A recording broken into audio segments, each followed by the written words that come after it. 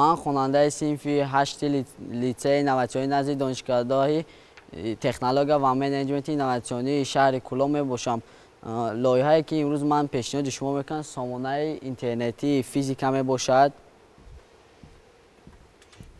سامانه اینترنتی فیزیکا میباشد که در این سامانه شما میتوانید معلومات عاید به فن فیزیکا دسترس کنید. این سامانه برای طلبه ها، دانشجویان و معلمان فن فیزیکا بسیارتر لازم می آید.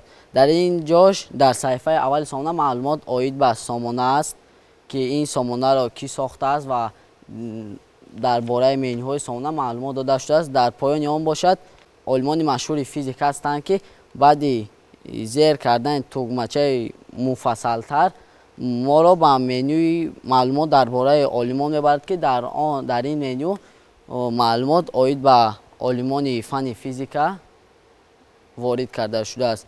در منیوی دیگر موادهای درسی در این صفحه سامانه ما میتوانیم موادهای درسی عاید به فن فیزیکا مثلا پرزنتاسیا ها درباره عالمان فیزیک، زیچی ماده، مولکولا، حرکت مکانیکی و غیره ها دسترس کنید. تست ها برای موضوع های آزاد، رفرات ها و در اینجا باز کتاب هایی هستند که صنف های از 7 تا 11 استفاده میبرند. هر یک آنها با صفحه ها جدا کرده شده است که مبادا با یک طلبه صفحه 1 تا 137 لازم است آن را به خود بار میکند و این میخواند. اینجا تا کتاب های تا صنف 11 وارد کرده شده است. در منیوی دیگر باشد تماس با ما.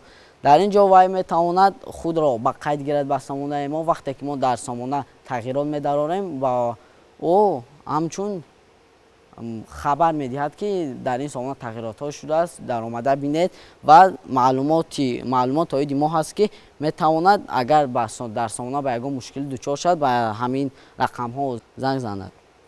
در منیوی دیگر درس ها است. درس ها طریق نوار. در اینجا هر یک موضوع فن فیزیکا با درس است که آنها با زبان تاجیکی هستند. مثلا اینا افتیش آزاد مثال عجایب حرکت ثابت شتاب معلومات همین خیر یک چند نوار درباره هر یک موضوع های درس های فیزیکا، کینماتیکا، انرژی پتانسیل کار، قوه وزنینی. در اینجا بیشتر از 20 نوار درسی عاید به همین موضوع های درسی است و در بر سامانه باشد لوحه نمایشی. آیا میدانید که آهنربان مگنیت قابلیت کشش خود را در تمپراتور 1 میلیون سلسیوس گم میکند؟ باز معمای فیزیکی است. در این معما وقتی که اگر جوابش را پیدا نکرد میتواند در تگ آن نویسندگی از جواب معمای اول، دوم و سوم. در درس ها باز تجربه ها است. تجربه گذاردن تجربه های فیزیکی. در اینجا باز به مثل درس ها بیشتر از 20-25 نوار هست. در منیوی دیگرش باشد حل مسئله ها. حل مسئله ها عاید به فن فیزیکا. مثلا طلبه هایی که نو با خواندن فن فیزیکا شروع میکنند و مسئله هایی که با آنها نفهم است میتوانند در این سامانه در آمده حل آنها را یابند. مثال در اینجا یک مسئله را حل میکند که مبادا اگر با مثل همین مسئله آمد خواننده حل کرده تواند. در اینجا مسئله حل کرده شده است، فرمولهاش و جوابش نوشته شده است.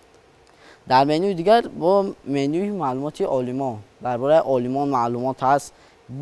زیاده از 20 عالم معلومات وارد کرده شده است.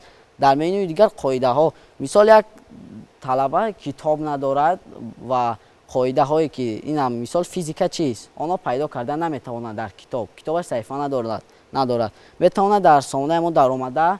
در اینجا بیشتر از 50 قاعده فیزیکی از صنف 8 9 10 11 گرفته شده است. اینا وقتی که با اون زیر میکنن در تگ و قاعدهش پیدا می شود که این چیست، اینا زیچی چیست. زیچی این بزرگی فیزیکی است که با نسبت ماسه جسم با بر حجم آن برابر است. قاعده زیچی. و من این شبکه علاقه در اینترنت فعالیت میکند و فعالیت خود را دوام میدهد و باز من در این میخواهم که اینو با 3 زبان کنم که مقصد آدمانی که با آنها زبان روسی میفهمند آنها استفاده بوده توانند و باز برای آدمانی که اینترنت ندارن میتوانند با فیته ها اینها را دسترس کنند. در این فیته دو تا همین دیسک وارد کرده شده است. انا در اینش باشم میتواند تنها یک تا را گیرد. یعنی شما خودتون از همین گویم کار کارگرتون خرسند هستید؟ بله، مقصد به یک آدم دیگر یاری دادن. یاری همچی یاری یعنی برای آدمانی که مثال فن فیزیک را نو شروع میکنند میخواهند که بیشتر معلومات گیرند همین سامانه در کار. یعنی همچی شپرگل که پیشنهاد میکنید؟ نه، برای طالبگان، دانشجویان، معلم ها مثال یک قاعده رو وای کتاب ندارد میتواند در آمده کتاب رو گیرد که قاعده رو بینند. معلومات درباره یک عالم میخواهد گیرد میتواند بیند که یک موضوع درس ها نمیفهمد در اینجا درس ها است میخواهد بیند. اگر همطور باشد همین برنامه‌ای که شما اکنون در اساس کدام معمول برنامه ها ساختید؟ چخیل هم برنامه خودتون ساختید؟ خودم شخصا یگان استفاده نبردید از دیگر نه، برنامه؟ من این برنامه رو در مدت یک سال همین برنامه رو ساختم. از همین برنامه که شما ساختید وزیرم از همین شما یگان میگن تشویقات کردید یا که یگان جستجوی کردید که هم خیلی گونه برنامه ها هست؟ برای اینکه من میدونم هستم خیلی برنامه ها، برای اینکه ما کار میکنیم و به زبانی گرچند تاجیکی هم نباشه به زبانی روسی هست، زبانی روسی خطی هست. اما را به زبانی تاجیک کردم که مقصد شما فقط این برنامه رو از روسی به تاجیکی کردید؟ نه، من را از با فکر خودم هر یک معلومات رو خودم جمع آوری کردم این سامانه را ساختم. من این سامانه را وقتی که ساخته بودم در دور اول امی بازیافت این سامانه دیگه خیلی بود، معلومات های پورا نداشت. بعد که من با همین دور راحت گرفتم بعد همین سامانه رو پورا ساختم، معلومات ها رو بیشتر جمع آوری کردم. وزیر سامانه شما پورا شده هستم؟ سامانه ما پورا شده است. باز تغییرات ها می‌دارم، تغییرات ها باز در درس ها می‌دارم، درس ها رو بیشتر بکنم معلومات عالمان قاعده ها و باز تغییرات ها رو دام دادن میگیرم.